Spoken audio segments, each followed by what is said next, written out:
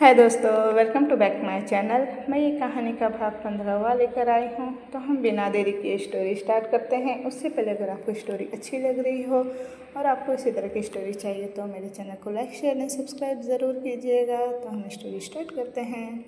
केसर आरंभ के सामने आकर रुकी और उसे देखते हुए बोली, हम रेडी हैं, चले। आरंभ अपना फ़ोन पॉकेट में रखकर बोला, 1 मिनट बोलकर आरंभ ने कॉफ़ी टेबल पर रखी हुई एक बॉक्स उठाई और उसे खोलकर उसमें से एक प्लेटिनम की ब्रेसलेट निकाली। आरंभ उस ब्रेसलेट को केसर के हाथों में पहनाते हुए बोला, इट्स फॉर यू बोलकर उसने केसर के हाथों को अपने होठों से चूम लिया। केसर उस ब्रेसलेट की तरफ देखकर बोली, ये तो बहुत अच्छा है, मतलब आई लाइक इट बोलकर वो मुस्कुरा दी। आरंभ धीरे से बोला, आपको नहीं लगता इस गिफ्ट के बदले हमें और कुछ भी मिलना चाहिए। केसर जो आरंभ की आंखों की शरारत साफ देख सकती थी, वो अपनी धीमी सी आवाज़ में बोली, क्या चाहिए आपको? मतलब हमारे पास तो ऐसा कुछ भी नहीं है जो हम आपको दे सकें। आरंभ केसर के कमर को पकड़कर अपनी तरफ खींचकर उसके कान के पास अपना चेहरा ले जाकर धीरे से फुसफुसाते हुए बोला, सिर्फ आप ही हमें दे सकती हैं वो चीज़, सोचिए सोचिए हुक्मरानी साहब। बोलते हुए वो केसर की नीली आंखों में शरारत भरी नज़रों से देख रहा था। वहीं केसर ऊपर से नीचे तक पूरी की पूरी लाल हो गई थी। वो आरंभ की बातों का मतलब अच्छे से समझ रही थी। केसर कुछ पल रुककर बोली, अच्छा ठीक है, अब छोड़िए हमें। आरंभ की नज़रें एक बार फिर से केसर के होठों की तरफ चली गई, जो कि इस वक्त उसे अपनी तरफ अट्रैक्ट कर रहे थे, और फिर उसने वापस उसकी आंखों की तरफ देखा। केसर धीरे से बोली, अब क्या हुआ, आप ऐसे क्यों हमें देख रहे हैं? आरंभ बीच में ही बोला, stop, otherwise I will rinse your lipstick, और आप कुछ कर भी नहीं पाएंगी। केसर ने जल्दी से अपने मुंह पर हाथ रखकर बोली, नहीं प्लीज़ नहीं, अभी नहीं हुक्म साहब, प्लीज़ हमारी लिपस्टिक खराब मत कीजिएगा। बोलते हुए वो रोनी सी सूरत बनाकर आरंभ की तरफ देखने लगी।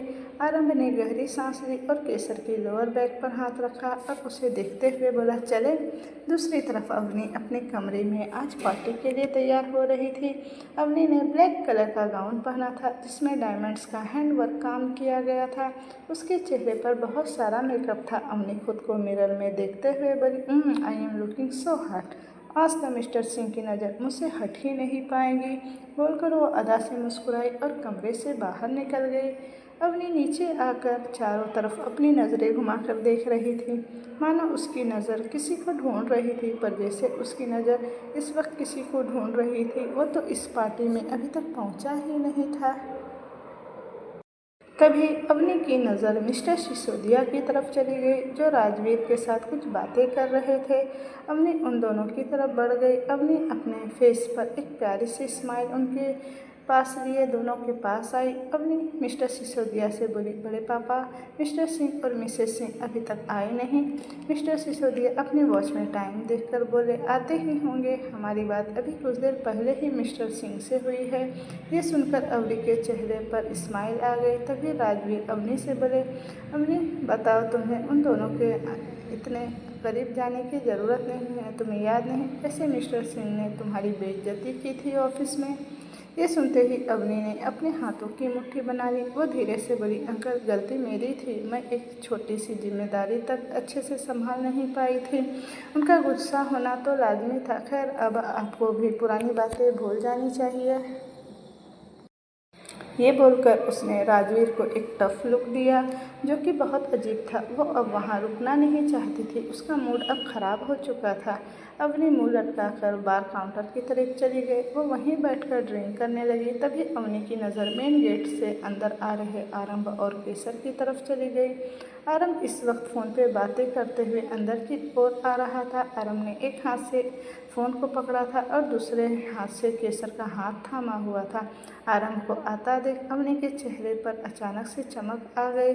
अवनी का सारा ध्यान सिर्फ आरंभ पर ही था। वो आरंभ को बिना अपनी पलकें झपकाए बस देखे ही जा रही थी। इधर आरंभ ने केसर की तरफ देखा और अपने होठों को उसके कान के पास ले जाकर धीरे से बोला, अपना गिफ्ट हम आपसे लेकर ही रहेंगे हुक्मरानी साहब। ये सुनते ही केसर का चेहरा एक बार फिर से लाल हो गया। उसने आरंभ की तरफ देखते हुए कहा, अच्छा मासूम सा चेहरा बना लिया। वहीं ये सब देख रही अवनी का चेहरा जलन की वजह से काला पड़ चुका था। उसने केसर को ऊपर से नीचे तक देखा, जो बहुत खूबसूरत लग रही थी। जहां अवनी का फेस मेकअप से भरा हुआ था, वहीं केसर अपनी सादगी में भी बहुत खूबसूरत लग रही थी। अवनी खुद को केसर के सामने बहुत छोटा महसूस कर रही थी। इतनी तैयारी करने के बाद भी वो केसर की खूबसूरती का मुकाबला थोड़ा सा भी नहीं कर पा रही थी। अवनी केसर को नफरत भरी नज़रों से देखते हुए बोली, बस आज की रात, फिर ये सब कुछ जो तुम्हारा है ना, वो मेरा होगा। मिस्टर सिंह मेरे होंगे और तुम उसकी ज़िंदगी से हमेशा के लिए आउट होगी। बोलते हुए उसने एक बार में ही अपनी ड्रिंक का ग्लास खाली कर दिया और आराम और केसर की तरफ बढ़ गई। केसर इस वक्त एक टेबल पर बैठी हुई थी और आराम की तरफ ही देख रही थी, जो एक इन्वेस्टर से बातें कर रहा था। तभी पीछे से एक आवाज़ आई, क्या हम आपके साथ यहाँ बैठ सकते हैं? ये सुनते ही केसर ने पीछे पलट कर देखा, जहाँ मिस्टर सिसोदिया खड़े थे। वो धीरे से बोले, क्यों नहीं, प्लीज़, बोलकर वो हल्का सा मुस्कुरा दी। मिस्टर सिसोदिया उसके पास बैठकर बोले, कैसी हैं आप? केसर उन्हें देखते हुए मुस्कुरा कर बोली, हम बिल्कुल ठीक हैं। आप हुक्म शाह को ढूंढ रहे हैं क्या? वो वहाँ मिस्टर सिसोदिया बीच में बोले, नहीं, हम मिस्टर सिसोदिया को नहीं ढूंढ रहे। हमने बस आपको यहाँ अकेले बैठे देखा तो आपसे बात करने चले आए। केसर धीरे से बोली, हमसे बात? बोलते हुए उसने एक नज़र आरंभ को देखा। उसे थोड़ा अजीब लग रहा था, मतलब वो मिस्टर सिसोदिया से यहाँ आकर मिली थी, लेकिन पता नहीं क्यों उसे हमेशा से एक कनेक्शन उसके साथ फील होता था। उन्हें देखकर उसे कुछ अच्छा लगता था और वो अनकंफर्टेबल भी फील नहीं करती थी। मिस्टर सिसोदिया मुस्कुरा कर बोले, ऑफकोर्स, आपसे मिसेस सिंह। केसर उनकी बात बीच में काट कर बोली, आप सिर्फ हमें केसर कह सकते हैं। एक्चुअली मिसेस सिंह सुनकर थोड़ा ऑकवर्ड हो जाता है हमारे लिए, बोलकर उसने पप्पी सा फेस बना लिया। केसर की मासूमियत देख उनकी आंखें हल्की सी नम हो गई। वो केसर के सिर पर हाथ रखकर बोले, ठीक है, वैसे हमें भी ये मिस्टर सिंह कहना थोड़ा अजीब लगता है। मिस्टर सिंह तो बिजनेस के नाते मिस्टर सिंह करना पड़ता है, और आपसे तो लगता है कि हमारा दिल का रिश्ता है। ये सुनकर केसर उन्हें बिना कुछ बोले एक तरफ से देखने लगी। उसकी आंखों में कुछ तो था, वो अलग था। मिस्टर सिसोदिया अपना गला साफ करते हुए बोले, वैसे आप मिस्टर सिंह से कैसे मिली और आपकी शादी कैसे हुई? मतलब न्यूज़ में तो ऐसी कुछ खबर आई ही नहीं। केसर एक नज़र आरम को देखकर मिस्टर सिसोदिया से बोली, हमारी अरेंज मैरिज हुई थी, कोई न्यूज़ नहीं आई, क्योंकि हुक्म शाह को ये सब नहीं पसंद। बोलते हुए वो प्यार से आरंभ की तरफ देख रही थी। मिस्टर सिसोदिया अचानक से बोले, बहुत प्यार करती हैं ना आप मिस्टर सिंह से? केसर ने एकदम से उन्हें देखा और हल्के से मुस्कुरा कर बोली, प्यार तो बहुत छोटा शब्द है। हम अगर अपनी पूरी ज़िंदगी भी कुर्बान कर दें उनके ऊपर, तो ये कम है हमारे एहसासों को बयां कर पाने के लिए। मिस्टर सिसोदिया केसर की आंखों में आरंभ के लिए बेइंतहा प्यार देख सकते थे। इसका ना तो कोई अंत था और ना ही कोई शुरुआत। वो कुछ बोलते उससे पहले आरम वहाँ आकर केसर से बोला, टेक दिस, और कोई बहाना नहीं, बोलकर उसने केसर की तरफ जूस का ग्लास बढ़ा दिया। केसर मुंह बनाकर बोली, ओह बीट रूट यू, हमें नहीं पीना, हमें इसकी स्मेल से ही उल्टी आ रही है। प्लीज़ हुक्म शाह, इसे दूर रखिए ना हमसे। बोलकर उसने अपना चेहरा दूसरी तरफ कर लिया। आरम अपनी आंखें छोटी करके बोला, कोई बहाना नहीं चलेगा। यहाँ तक जहाँ तक हमें याद है, आपने आज नाश्ते में जिद करके बीट रूट जूस बनवाया था, और अभी आपको इसकी स्मेल से उल्टी आ रही है। सीरियसली? केसर बच्चों जैसा मुंह बनाकर बोली, हुक्म शाह, हमें नहीं पिलाना प्लीज़। बोलते हुए वो अपनी बड़ी बड़ी आंखों से आरंभ को देखने लगी। आरंभ ने कुछ पल उसकी आंखों में देखा और फिर अपना सर ना में हिलाकर बोला, दिस पप्पी आइज, इसके आगे हम कुछ नहीं कर सकते। बोलकर उसने ग्लास टेबल पर रख दिया।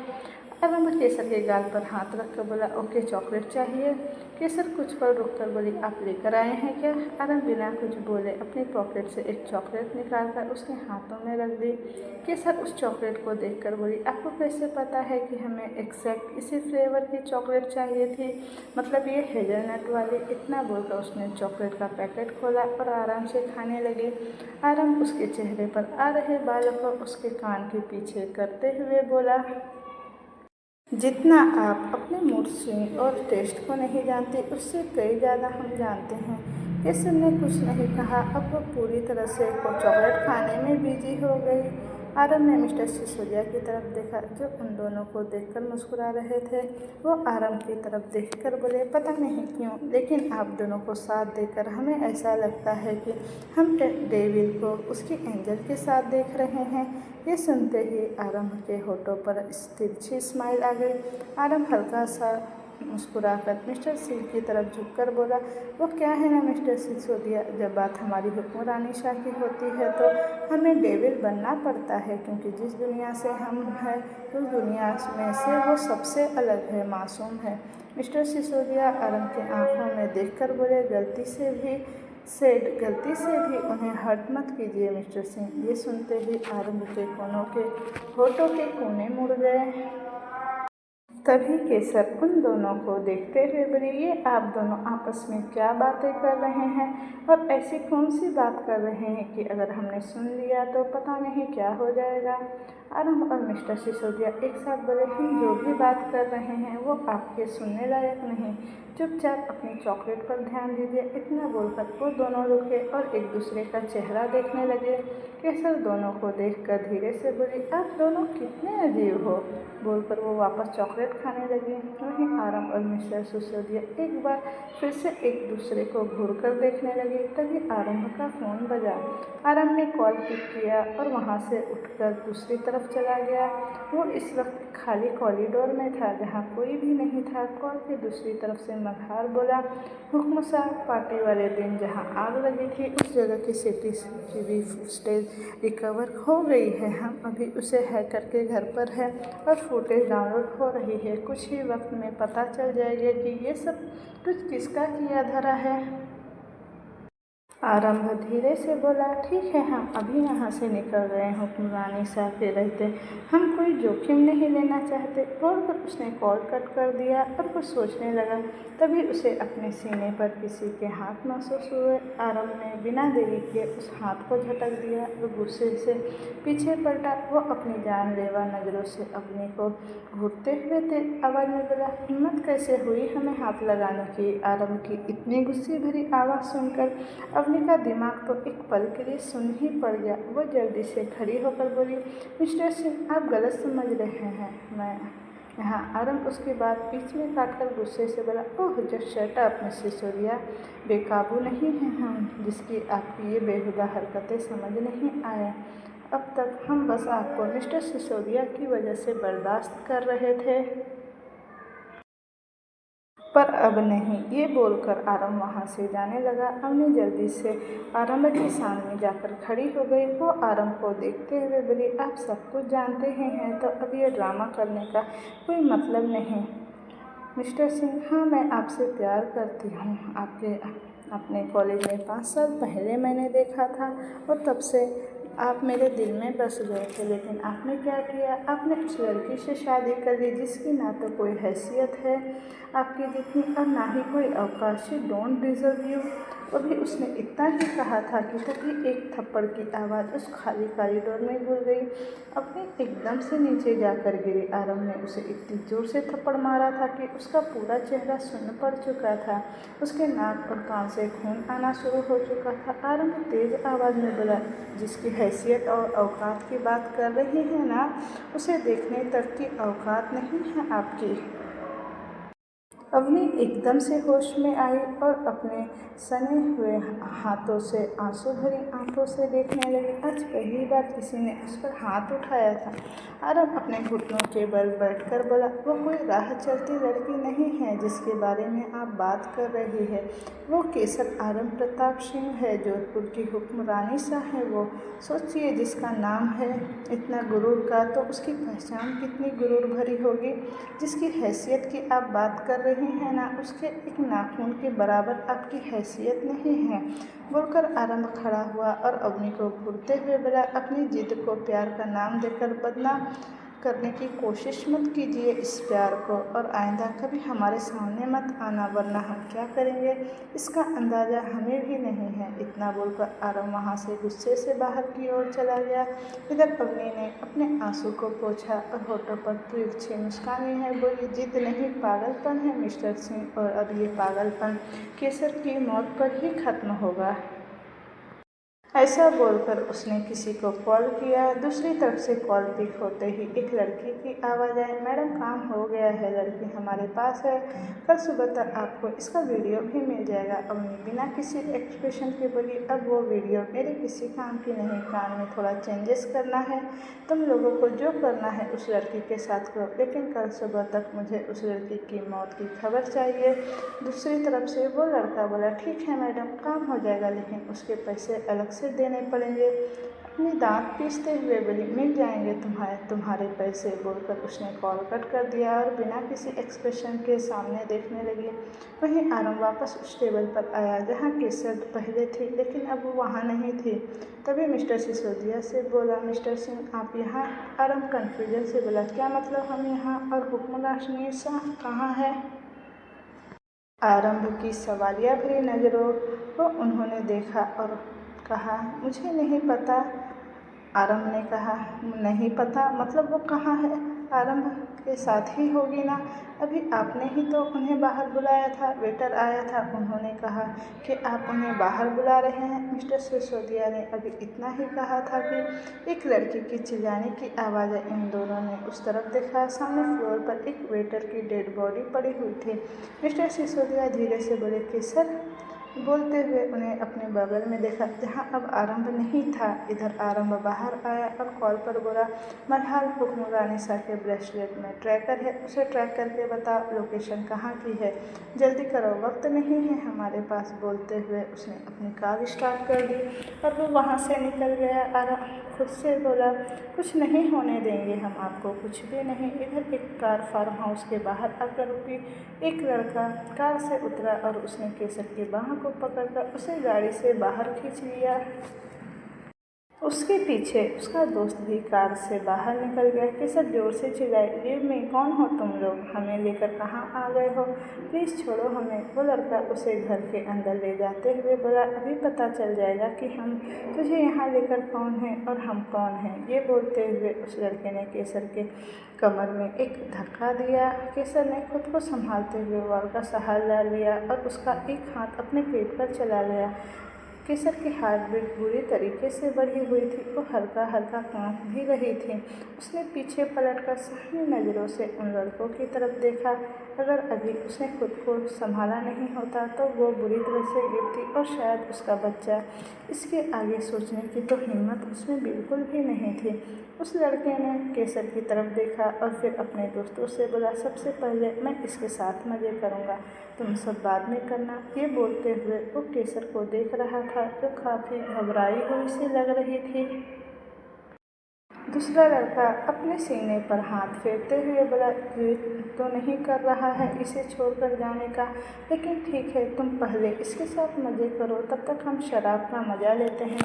इधर उस लड़के ने कमरे का दरवाज़ा बंद किया और उन चारों दोस्त बाहर चले गए। वो लोग लिविंग रूम में बैठकर दारू पीने लगे। कमरे में केशर उस लड़की को अपने पास आता देख रही थी। उसने घबराते हुए कहा, प्लीज़ जाने दो ना हमें, हमने क्या बिगाड़ा है तुम्हारा। बोलते हुए वो बुरी तरह से रो रही थी।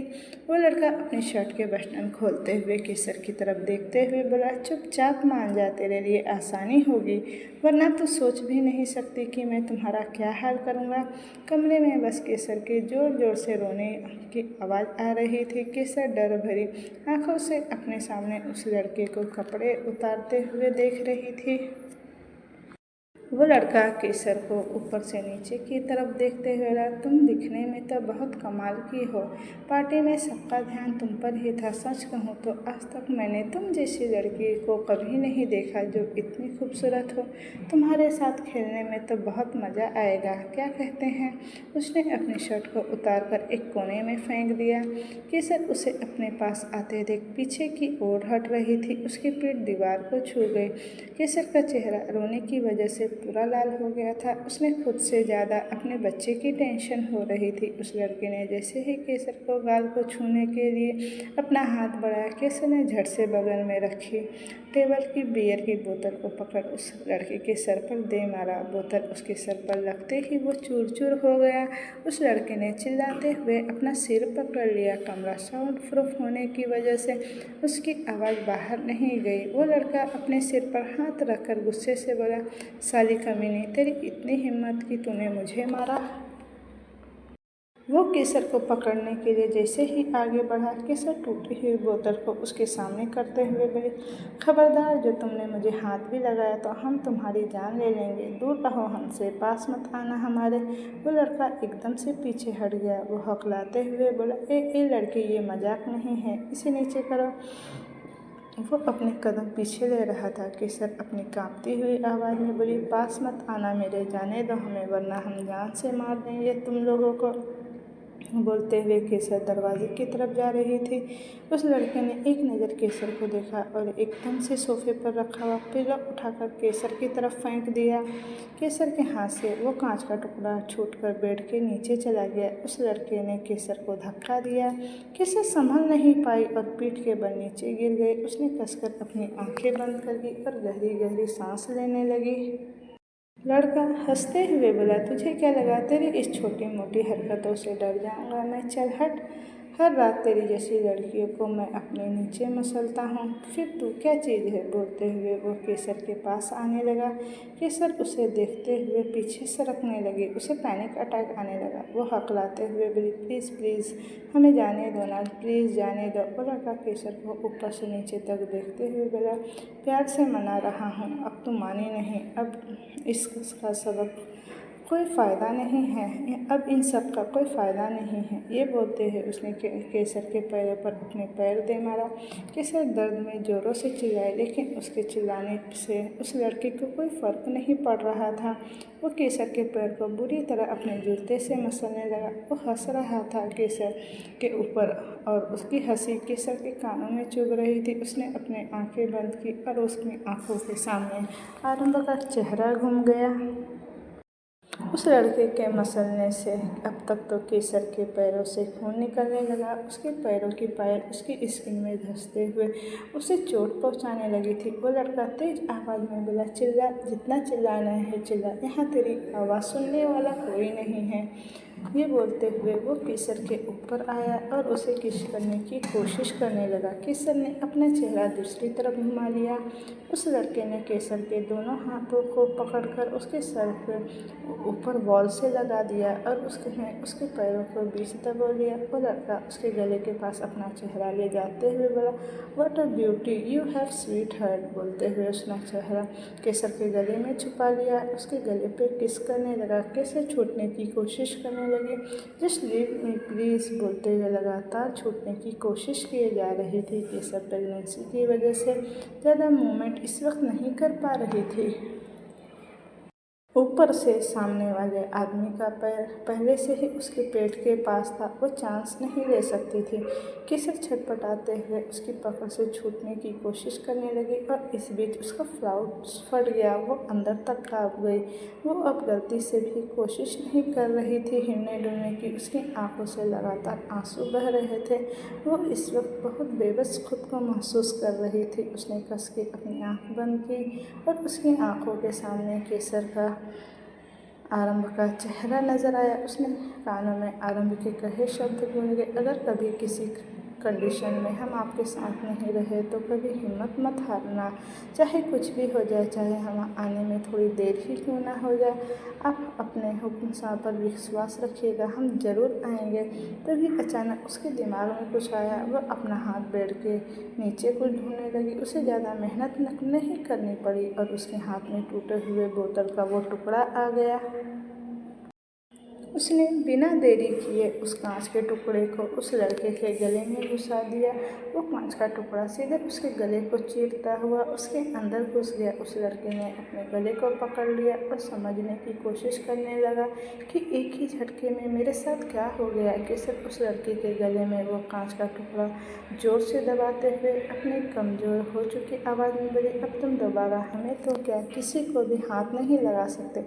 तुम जैसे लोग खुद को समझते क्या हो। ये बोलते हुए उसने लगभग वो कांच का टुकड़ा उसके गले में पूरा घुसा ही दिया था। इस सब में उसने खुद के हाथ में भी बहुत चोट लगा ली थी, लेकिन उसे कोई फ़र्क नहीं पड़ रहा था। उसके अंदर न जाने कहाँ से इतनी हिम्मत आ रही थी कि केसर ने उस लड़के को धक्का देकर नीचे की ओर गिरा दिया और गुस्से से बोली, तुम जैसे अरे गरे कभी भी हम लड़कियों की इज्जत पर हाथ डाल सकते हैं? वो लड़का केसर की आंखों में अपनी मौत देख रहा था। केसर की आंखें लाल हो रही थी। उसने केसर के चेहरे पर उसके गाल पर हाथ रखे खून को देखा। उसके बाल बिखरे हुए थे और कमरे की डिम लाइट में वो बहुत खतरनाक लग रही थी। केसर चिल्लाते हुए बोली, कहीं नहीं। तुम जैसे इंसान को मौत के घाट उतारने में हमें जरा भी झिझक नहीं होगी। ये बोलते हुए केसर ने वहीं रखा फ्लावर वॉश उसके सर पर दे मारा। उस लड़के की आवाज़ तो पहले ही दब चुकी थी, लेकिन अब उसकी सांस भी थम चुकी थी। वहाँ बस केसर की तेज सांसों की आवाज़ गूंज रही थी। केसर बिना किसी एक्सप्रेशन के उस लड़के की डेड बॉडी को घूरे जा रही थी। वो धीरे धीरे अपने कदम पीछे लेने लगी और वॉल से टकराकर सरकते हुए नीचे की ओर बैठ गई। वो अपने होश में बिल्कुल भी नहीं थी। वो बस अपने सामने पड़ी डेड बॉडी को घूर रही थी। उसकी आंखों में कोई एक्सप्रेशन नहीं थी, बस था तो एक खालीपन नज़र आ रहा था। ठीक आधे घंटे बाद कमरे का दरवाज़ा जोश की आवाज़ से खुला और आरम अपने धीमे कदमों से अंदर की ओर आ गया। दरवाजे की आवाज़ सुनकर केसर ने खुद को सिकोड़ लिया और डर से खुद में सिमटे ही जा रही थी। वहीं आरंभ ने जैसे ही केसर को देखा तो उसकी सांस ही थम गई। केसर की हालत देखते ही आरंभ की मुट्ठियाँ गुस्से से कस गई। आरंभ की पकड़ उसके गन पर कस गई। उसे ऐसा लग रहा था कि उसकी पूरी दुनिया एक पल के लिए खत्म हो चुकी थी। केसर अपने दोनों घुटनों के बीच अपना चेहरा छिपाए बैठी रो रही थी। उसके एक हाथ में कांच की टूटी बोतल थी और उसके बाद उसे कवर करते हुए फर्श छू रहे थे। उसके पैर पर लगी चोटों से खून बह रहा था। आरम ने उस लड़के पर एक नज़र डाली जो कि पूरी तरह से खून से लथपथ था। उसने एक गहरी सांस ली और अपने कदम केसर की तरफ बढ़ा दिए।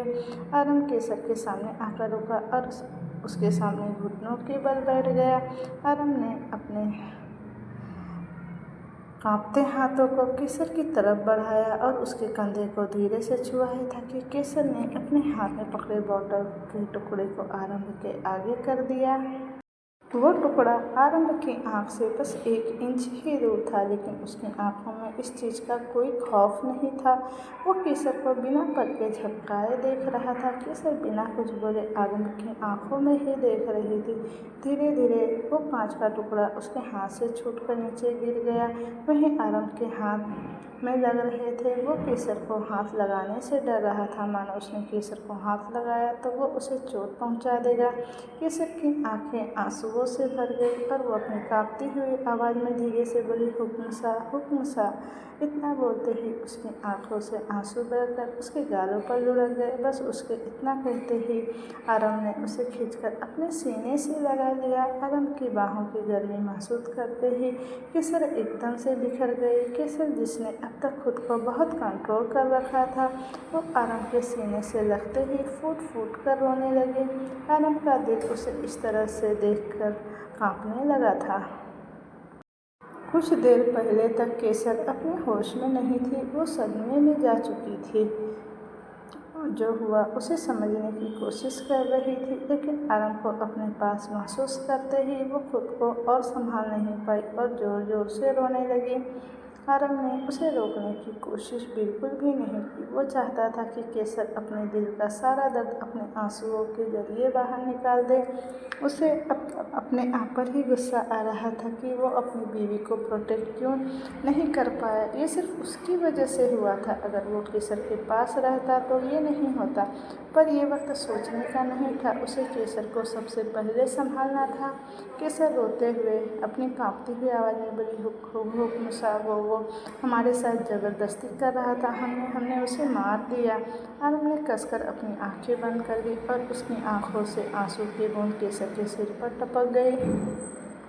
सिर्फ उसे ही पता था कि इतनी देर से केसर के ना मिलने पर उसके दिल में कैसे कैसे ख्यालात आ रहे थे। अब जब केसर उसके सीने से लगी तब जाकर उसे अपना दिल फिर से धड़कता हुआ महसूस हो रहा था। आरव ने केसर को पूरी तरह से अपनी बाहों में छुपा दिया और उसके बालों को सहलाने लगा, मानो अगर उसने एक हल्की सी भी ढील दी तो केसर उसे छोड़कर हमेशा के लिए उससे दूर कहीं चली जाएगी। आरव धीरे से बोला, हुक्मरानी शाह, शांत हो जाइए, सब ठीक है, हम हैं ना आपके पास, डरने की कोई ज़रूरत नहीं, सब ठीक है यहाँ पर।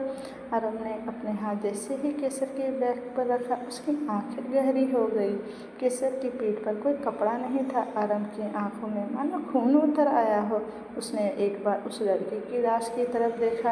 आरव का मन उसे दोबारा जिंदा करके मारने का कर रहा था। आरव ने केसर के कंधे को पकड़ा और खुद से दूर किया। केसर उसे सुबकते हुए आंसू भरी आंखों से देख रही थी। आरंभ ने अपने कांपते हाथों से धीरे धीरे उसके चेहरे पर आ रहे बालों को अपने दोनों हाथों से समेटा और उसकी हालत देखकर उसने कसकर अपनी आंखें बंद कर दी। केसर का ब्लाउज फट चुका था। उसकी अपर बॉडी एकदम एक्सपोज हो रही थी। उसके कंधे और गले के पास नाखूनों से खरींचने और नोचने के कुछ निशान थे। कुछ दांतों के निशान बने हुए थे जिससे हल्का हल्का खून रिस रहा था। आरव ने बिना देरी किए जल्दी से अपने कोट को निकाल कर केसर को पहना दिया। केसर उसे अपने हाथ लगे और गंदे की तरफ इशारा करते हुए बोली, उसने हमें यहाँ और यहाँ छुआ। वो हमें गंदे तरीके से देख और छू रहा था। वो हमें छू रहा था। हमें रोने की कोशिश की पर वो हमारे पास आता ही गया तो हम डर गए। हमारा पैर हमारा पेट के पास था। आई थॉट कहीं हमारे बेबी को कुछ ना हो जाए। बस अब इतने ज़्यादा करीब आ चुका था। वो खुद को दिखा दिखा कर ये सब बातें बोल रही थी। हमें लगा था कि बहुत कुछ बुरा हो जाएगा, हम नहीं बच पाएंगे। हमारे दिमाग में सिर्फ और सिर्फ आपका चेहरा घूम गया और आपकी ही बातें याद आ रही थी। पता नहीं कैसे हमने हिम्मत करके वो ये सब बातें बोलते हुए वो बुरी तरह से कांप रही थी। वो पैनिक करने लगी थी। उसे अच्छे से सांस भी नहीं आ रही थी। आरव ने बिना कुछ बोले उसे अपने बाहों में भर दिया। केसर आरव की शर्ट को अपनी मुट्ठी में भर कर रोते हुए बोली, उसने हमें गंदा कर दिया हुक्म साहब, वो हमें गंदा करना चाह रहा था। वो अभी बोल ही रही थी कि केसर आरव को खुद से दूर करते हुए बोला और अगले ही पर उसके सारे वर्ड्स अंदर के अंदर ही रह गए क्योंकि आरव ने उसकी कमर को टाइटली पकड़ते हुए उसके होठों पर अपने होठ रख दिए और जैसे ही आरव ने केसर के कांपते हुए होठों पर अपने होठ रखे, केसर की पूरी बॉडी में करंट सा दौड़ गया। उसका दिमाग पूरी तरह से ब्लैंक हो चुका। इतनी देर से चल रहे एक भी ख्याल अब उसके पास नहीं बचे थे। वो बस इस मोमेंट को ही जी रही थी या फिर कहे कि वो बस अब इस मोमेंट में खो चुकी थी पूरी तरह से। आरंभ का उसके इतना पास हो जाना उसके दिल को सुकून दे रहा था। आरव अपने होठों को केसर के मुलायम होठों पर रखे उसे बहुत ही पैशनेटली किस किए जा रहा था। उसके हाथ केसर के बालों में उलझते जा रहे थे और देखते ही देखते उसने केसर के बालों को अपनी मुट्ठी में उलझा लिया था। आरव के टंग को अपने मुंह में महसूस कर केसर की आंखें अपने आप ही बंद हो गई और उसने अपने आप को पूरी तरह से आरव की बाहों में छोड़ दिया। आरव ने परफेक्टली केसर के नाजुक सी बॉडी को अपने बाहों में जकड़ लिया और उसके लोअर और अपर लिप को स्मूच करने लगा। उसके ऐसा करते ही केसर के हाथ आरव की शर्ट पर कस गए वो धीरे धीरे आहें लेने लगी। हुक्म शाह, हुक्म शाह। केसर की सेंसुअल आवाज़ सुनकर आरंभ की सांसें भी भारी हो गई। उसके हाथ केसर के बालों पर और भी तेजी से कस गए। आरंभ ने अपनी आंखें खोलते हुए केसर के होठों को खुद से रिहा किया और अपना सिर उसके सिर से जोड़ लिया। वो अपनी गहरी नज़रों से केसर के चेहरे को ही देखे जा रहा था। केसर अपनी आंखें बंद किए गहरी सांसें ले रही थी। वो पूरी तरह से कुछ देर पहले की सारी बातें भूल चुकी थी। आखिर आरंभ के इसका जादू उसके ऊपर चल ही चुका था। आरंभ बिना कुछ बोले उसे गोद में उठा लिया और कमरे से बाहर निकल गया। केसर ने अपना चेहरा उसके सीने में छुपा लिया और अपनी पकड़ आरंभ के कॉलर पर कस दी। चारों लड़के जो बाहर बैठे ड्रिंक कर रहे थे वो बॉडीगार्ड की गिरफ्त में थे। सबका नशा उतर चुका था और सब घबराई नज़रों से आरंभ को देख रहे थे। आरंभ मल्हार के पास आकर रुका और बिना किसी एक्सप्रेशन के बोला, इन्हें इतना टॉर्चर करो कि इनकी रूह तक कांप जाए। ये बोलकर आरंभ केसर को अपनी बाहों में लिए कार की ओर बढ़ गया। ड्राइवर ने जल्दी से कार की पिछली सीट का दरवाज़ा खोला। आरंभ केसर को गोद में लेकर कार की पिछली सीट पर ही बैठ गया। लेकिन तभी केसर की पकड़ आरंभ के गले पर ढीली हो गई। उसका हाथ और सर एक तरफ को झुक गया। वो बेहोश हो चुकी थी। आरंभ ने बिना कुछ रिएक्ट किए उसे अपने बाहों में भर लिया। उसकी आंखों में एक तूफान नजर आया था जो शायद अब कुछ बर्बाद करने वाला था। आज मौसम भी बहुत ख़राब था। बाहर बहुत तेज़ बारिश हो रही थी और भयंकर तूफान भी आया हुआ था। सब तरफ अंधेरा छाया हुआ था। 1 घंटे बाद कार विला के बाहर रुकी। आरंभ केसर को बाहों में लिए अंदर की ओर चला गया। सानवी जो हॉल में बैठकर उन दोनों के वापस आने का इंतज़ार कर रही थी, वो केसर की इस हालत में देखकर बोली, भाभी साहब। आरंभ बीच में ही सानवी को रोककर बोला, कॉल द डॉक्टर फास्ट। बोलते हुए वो केसर को लेकर अपने कमरे की ओर बढ़ गया। कमरे में पहुंचकर आरंभ ने केसर को बिस्तर पर लिटाया और उसे अच्छे से कमर से कवर कर दिया और वो वहीं उसका हाथ पकड़ कर बैठ गया। वो बस चुपचाप केसर के मासूम चेहरे को देख रहा था। उसके दिल में इतना दर्द भर चुका था कि वो चाह कर भी उसे एक्सप्रेस नहीं कर पा रहा था। आरंभ केसर का हाथ अपने हाथ में लेकर बोला, एक बार आप ठीक हो जाए ऐश्वर्या, जिसकी वजह से आपकी ये हालत हुई है ना, हम उसे नर्क के दर्शन करवा देंगे। बोलते हुए उसकी आंखों में बेहिसाब गुस्सा था। थोड़ी देर में डॉक्टर वहां आ चुकी थी। वो एक फीमेल नर्स डॉक्टर थी। डॉक्टर आरंभ को देखकर बोली, मिस्टर सिंह, क्या आप बाहर जाएंगे? आरंभ बीच में बोला, I will not gonna leave you her. आप ऐसे ही चेक कीजिए and she is pregnant, almost 3 month होने वाले हैं। बोलते हुए उसने डॉक्टर की तरफ देखा। डॉक्टर जल्दी से बोली, no problem mister Singh, I will check. बोलकर वो दूसरी तरफ चली गई और केसर का चेकअप करने लगी। आरंभ उसके बगल में बैठा हुआ था और उसने कसकर केसर का एक हाथ पकड़ा हुआ था। सानवी चुपचाप दरवाजे पर खड़ी थी और केसर को ही देख रही थी। उसे नहीं पता था कि अभी क्या हुआ है और वो आराम से पूछकर अभी उसे परेशान भी नहीं करना चाहती थी। तभी मल्हार वहाँ आया। सानवी उसे देखकर जल्दी से बोली, भाभी शाह को क्या हुआ? उसकी ये हालत कैसे? मतलब वो दोनों तो पार्टी में गए थे ना? आरंभ कुछ पर रुक कर बोला, हम इस बारे में बाद में बात करेंगे, अभी शांत रहिए। बोलकर वो सामने की ओर देखने लगा। इधर केसर का चेकअप करते वक्त डॉक्टर के एक्सप्रेशन काफ़ी सीरियस थे। डॉक्टर ने एक इंजेक्शन लगाया। केसर के माथे पर सिलवटें आ गई लेकिन वो दोबारा शांत हो गई। डॉक्टर आरंभ की तरफ देखकर बोली, mister Singh please come outside. बोलकर वो कमरे से बाहर निकल गई। आरंभ ने केसर का हाथ बेड पर रखा और फिर कमरे से बाहर निकल आया। आरंभ बाहर आया और बेबसी से बोला, हुक्म रानी साहब, ठीक तो है ना डॉक्टर? डॉक्टर आरंभ को देखकर बोली, मिस्टर सिंह वो ठीक है, लेकिन वो बोलते बोलते रुक गए। आरंभ धीरे से बोला, लेकिन क्या डॉक्टर? डॉक्टर डीप ब्रीथ लेकर बोली, उनके साथ ज़बरदस्ती करने की कोशिश की गई है। पूरे शरीर में ज़बरदस्ती करने के निशान और गहरे जख्म हैं, लेकिन अच्छी बात यह है कि वो अपने इरादे में कामयाब नहीं हो पाया। ये सुनते ही सामने ने अपने मुंह पर हाथ रख लिया। उसकी आंखों में आंसू आ गए। वहीं आरंभ ने कसकर अपनी आंखें बंद कर ली। उसने अपना सर वॉल से टिका लिया। केसर की हालत देखकर वो पहले ही सब कुछ समझ चुका था, लेकिन वह वक्त लेकिन वो उस वक्त कुछ सोचना नहीं चाहता था। डॉक्टर आरंभ की हालत समझ कर बोली, मिस्टर सिंह, आपको खुद को संभालना होगा। उन्हें आपकी ज़रूरत पड़ सकती है क्योंकि उनकी मेंटल कंडीशन ठीक नहीं है। उन्हें बहुत बड़ा सदमा लगा हुआ है। ऊपर से वो प्रेग्नेंट है। अगर वो ठीक नहीं रहेंगी तो बच्चे की कंडीशन भी खराब हो सकती है। I hope you understand what I want to say. Aarambh ने बिना कुछ बोले अपना सर हाँ में हिला दिया। डॉक्टर आरंभ को देखकर बोली, वे मैंने उन्हें नींद का इंजेक्शन दिया है। नींद बहुत ज़रूरी है उनके लिए। बोलते हुए डॉक्टर ने प्रिस्क्रिप्शन मल्हार को दिया और बोली, इनमें से कुछ मेडिसिन है उनके लिए, विटामिन और पेन किलर। अभी नींद में है लेकिन उन्हें उठने के बाद दर्द और चोट में होगा, सो इट्स इम्पोर्टेंट। बोलकर डॉक्टर वहाँ से चली गई। सानवी डॉक्टर के पीछे उन्हें छोड़ने चली गई। मल्हार आरंभ के कंधे पर हाथ रखकर बोला, हुक्म साहब, वो ठीक है हुक्मरानी साहब को कुछ नहीं हुआ। हम आरंभ गहरी सांस लेकर बोला, हमें उनके पास जाना है। बोलकर वो वापस अंदर की ओर चला गया।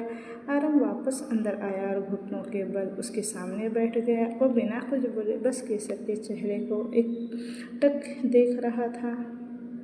डॉक्टर ने उसे बहुत अच्छी तरह से पट्टी कर दी थी लेकिन आरंभ की आंखों में वो पट्टी चुभ रही थी। वो केसर को ऐसे नहीं देख सकता था। वो एकदम से उठा और बाथरूम की ओर बढ़ गया। थोड़ी देर बाद वो वापस आया। उसके हाथ में एक गीला तौलिया था और दूसरे हाथ में उसकी शर्ट। आरंभ केसर के पास बैठ गया। उसने धीरे धीरे उसकी बॉडी को क्लीन किया और उसने उसे अपनी शर्ट पहनाई और वापस बाथरूम में चला गया। थोड़ी देर बाद आरंभ बाथरूम से बाहर आया। उसकी नज़र जैसे ही बिस्तर पर गई उसकी आंखें बड़ी हो गई क्योंकि केसर बिस्तर पर नहीं थी। आरंभ इधर उधर देखने लगा। उसका दिल एक अनजान डर से भर चुका था। उसे जल्दी से अपने कदम बाहर की तरफ बढ़ा दिए।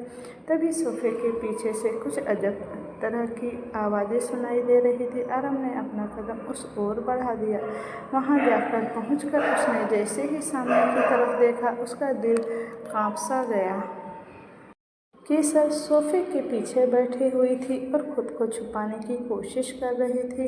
उसने आरंभ के शर्ट के अलावा और कुछ भी नहीं पहना था लेकिन उसके बटन्स उसने तोड़ दिए थे। वो अपने गले और सीने के पास नाखूनों से खरोच रही थी। उसके पैर में लगी चोट पर बैंडेज की गई थी लेकिन उसमें से ही खून रिसने लगा था। वो खुद को ही चोट पहुंचाए जा रही थी। वो रो रही थी लेकिन उसके गले से बाहर आवाज़ आ नहीं रही थी। वो अपने होश में बिल्कुल नहीं थी। शायद उसने कोई बुरा सपना देख लिया था और डरकर उठ गई थी। आरंभ उसके सामने घुटनों के बल बैठकर अपनी कांपती हुई आवाज़ में बोला, हुक्मरानी साहब। उसकी आवाज़ सुन केसर ने हल्के से अपना सिर उठाकर आरंभ को देखा, मानो उसे पहचानने की कोशिश कर रही हो। उसकी आंखों में एक अनजानापन था। उसकी ऐसी हालत देखकर आरंभ के दिल में दर्द उठ रहा था।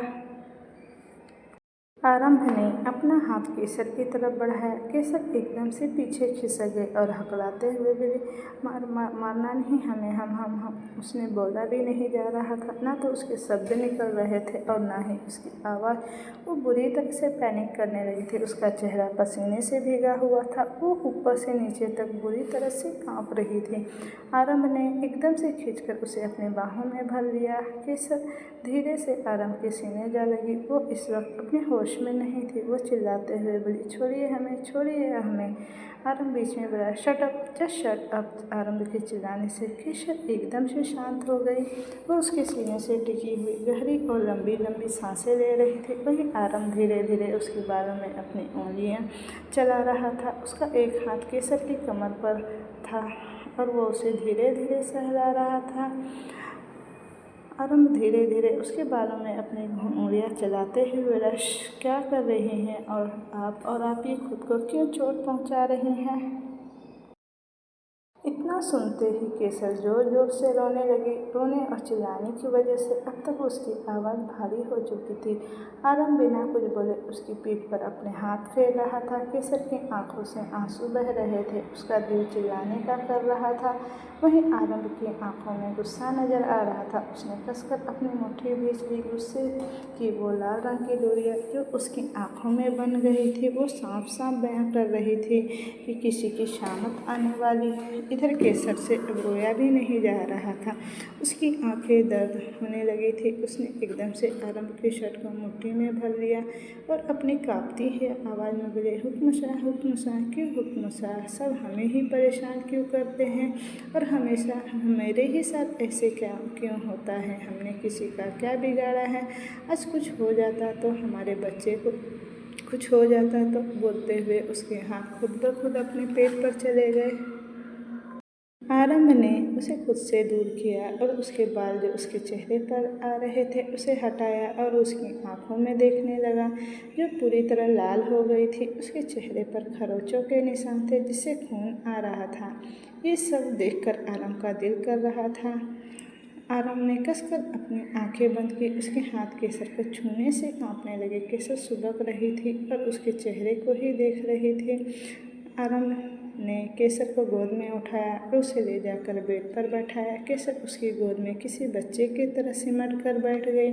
आरंभ उसके चेहरे को देखते हुए बोला, हुक्मरानी साहब, कुछ नहीं हुआ, आप समझ रही हैं ना हमारी बात? ना आपको कुछ होगा ना हमारे बच्चे को कुछ होगा, आप बहुत स्ट्रांग है ना। आरंभ की बात सुनकर केसर अपनी नम आँखों से उसकी आँखों में देखने लगी। केसर सुबकते हुए बोली, हुक्म शाह, ही टच मी, यहाँ। वो अपने हाथों से हर ओर दिखाने लगी। उसने अपने शर्ट को अपने कंधे से सरका दिया और अपने गले और सीने पर बने निशानों को आरंभ को दिखाने लगी। उन निशानों को दोबारा देखकर केसर फिर से उन्हें रगड़ने लगी जिससे अब फिर खून बहने लगा। आरंभ उसका हाथ का सर पकड़ते हुए उसके गाल पर हाथ रखते हुए बोला, जिसने भी आपको छुआ है उसे हम सजा देंगे और ऐसी सजा देंगे कि उनकी रूह तक कांप जाएगी। ये बोलते हुए आरंभ की आंखें गहरी हो गई, लेकिन अगले ही पल केसर की हालत को याद आते ही उसकी आंखें भी सॉफ्ट हो गई। आरंभ ने केसर को चोट पर रखे और आरंभ के होठों की गर्माहट पाकर केसर की आंखें खुद ब खुद बंद हो गई। आरंभ धीरे से बोला, हम आपके हर दर्द को ख़त्म कर देंगे। ये सुनते ही केसर की आंखों से आंसू तेजी से बहने लगे। आरंभ ने उसका चेहरा अपने हाथों में थाम लिया और उसे देखने लगा। केसर अपनी आंसू भरी आंखों से उसे देखने लगी। उसने उसकी शर्ट को कसकर पकड़ लिया और जैसे अगर वो उसे छोड़ देगी तो फिर से अकेली हो जाएगी। उसकी आंखों में देखते हुए आरंभ ने अपने होठों से उसके गले के निशान को हल्के हल्के छू और सहला रहा था। केसर ने कसकर अपनी आंखें बंद कर ली। उसकी सांस तेज हो गई। आरंभ उसके कंधे पर धीरे धीरे अपने होठ चला रहा था। उसकी गर्म सांसें केसर के जख्म पर मरहम का काम कर रही थी। आरंभ केसर से दूर हुआ और उसकी आंखों में देखते हुए उसके बाल को उसके कान के पीछे किया और उसके कांपते होठों पर अपने होठ रख दिए। केसर ने कस के अपनी आंखें बंद की और आरंभ के हाथों को कसकर पकड़ लिया। आरंभ इस वक्त केसर के ऊपर से उस आदमी के हर एक एहसास को मिटा देना चाहता था और अपने प्यार का एहसास केसर के हर जगह भर देना चाहता था। लेकिन आरंभ ने ये भी नहीं चाहता था कि उसकी वजह से केसर को फिर से कोई तकलीफ़ हो। कुछ देर बाद आरंभ उससे अलग नहीं हुआ और उसके गाल लाल हो चुके चेहरे को देखने लगा। केसर की सांसें तेज हो गई और धड़कनें बेकाबू हो रही थी। केसर एक बार फिर से आरंभ के सीने से लग गई। आरंभ उसके सर को सजाने लगा। केसर ने कसकर अपनी आंखें बंद कर ली। उसे आरंभ की बाहों में सबसे ज़्यादा सेफ फील हो रहा था। कुछ पल के बाद केसर शांत हो गई। आरंभ ने उसे खुद से दूर किया और उसके शांत चेहरे को देखने लगा। वो दोबारा सो चुकी थी। आरंभ ने उसे आराम से बिस्तर पर लेटा दिया और ब्लैंकेट से कवर कर दिया। आरंभ उसके पास बैठकर उसके गाल को अंगूठे से सहलाने लगा। उसकी आंखें धीरे धीरे लाल होने लगी थी। उसने एक नज़र केसर के मासूमियत से भरे चेहरे की तरफ देखा और ना चाहते हुए केसर के हाथ से अपना हाथ छुड़ा लिया। वो जैसे ही जाने के लिए खड़ा हुआ, केसर की नींद में ही उसका हाथ पकड़ लिया। आरंभ चुपचाप उसके चेहरे को देखने लगा। उसके चेहरे और शरीर पर वो निशान देखकर एक बार फिर से आरंभ के दिल में दर्द से भर गया, लेकिन उसके इस दर्द का भी कोई महरहम नहीं था। आरंभ बिना किसी एक्सप्रेशन के सामने अंधेरे में देखते हुए बोला, Avni Sisodia, you have to pay for this. इस वक्त आरंभ की एक्सप्रेशन इतने खतरनाक थे कि अगर कोई नॉर्मल इंसान उसे इस वक्त देख लेता तो पक्का अपनी जान से चला जाता। अवनी आराम से बेड पर सो रही थी कि अचानक जोरों से आवाज़ आई और एक झटके से उसकी आंख खुल गई। वो जल्दी से बोली, कौन है, कौन है? बोलते हुए जल्दी से उठकर बैठ गई। उसके कमरे की लाइट्स ऑफ थी, जो जनरली नहीं जाती थी। पूरे कमरे में बस एक डिम लाइट जल रही थी, जो कि बहुत ही क्रीपी वॉइस दे रही थी। अवनी ने धीरे धीरे लैंप ऑन करने के लिए अपना हाथ आगे बढ़ाया और लैंप का स्विच दबाया, लेकिन लैंप ऑन नहीं हुआ। अवनी जल्दी से बेड से उठी। वो अभी मुश्किल से 2 कदम ही चल पाई थी कि उसका पैर फर्श के कारपेट में उलझा और वो सीधे मुंह के बल फर्श पर जा गिरी। अवनी जोर से चीखी, आह! तो दोस्तों, ये कहानी अब यहीं तक रहने देते हैं। इसका नेक्स्ट पार्ट जल्द ही लेकर आऊँगी। Thank you for watching. Bye bye.